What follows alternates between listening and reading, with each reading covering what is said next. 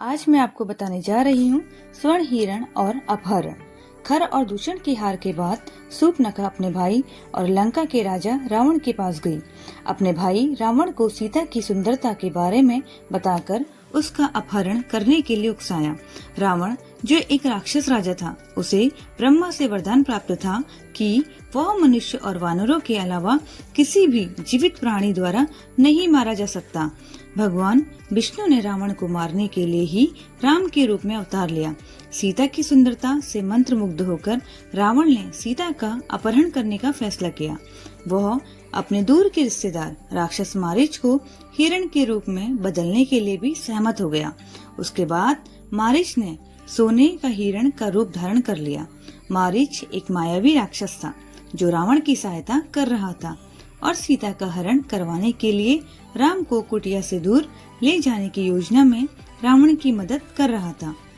रावण ने मारीच को सोने का हिरण बनाकर राम की कुटिया के पास जाने का आदेश दिया ताकि सीता उस हिरण को देखकर मोहित हो जाए और राम उसे पकड़ने जाए, जिससे राम कुटिया से दूर हो जाए और रावण सीता का हरण कर सके।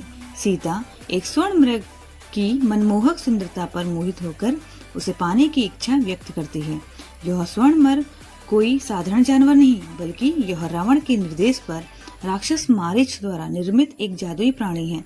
इसका उद्देश्य राम को आश्रम से दूर ले जाना है ताकि रावण अपनी नापाक योजना को अंजाम दे सके।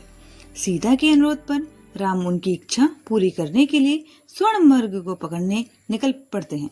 खतरे को भांपते हुए राम लक्ष्मण को सीता की हर कीमत पर रक्षा करने का निर्देश देते हैं। जैसे ही राम हिरण का पीछा करते हुए गहरे जंगल में जाते हैं तो हिरण अपनी मायावी शक्तियों का प्रयोग करके राम को आश्रम से बहुत दूर ले जाता है। राम की अनुपस्थिति में सीता आशंकित हो जाती है और लक्ष्मण से राम की सहायता के लिए जाने का अनुरोध करती है, क्योंकि उन्हें डर है कि कहीं वे मुसीबत में न पड़ जाएं।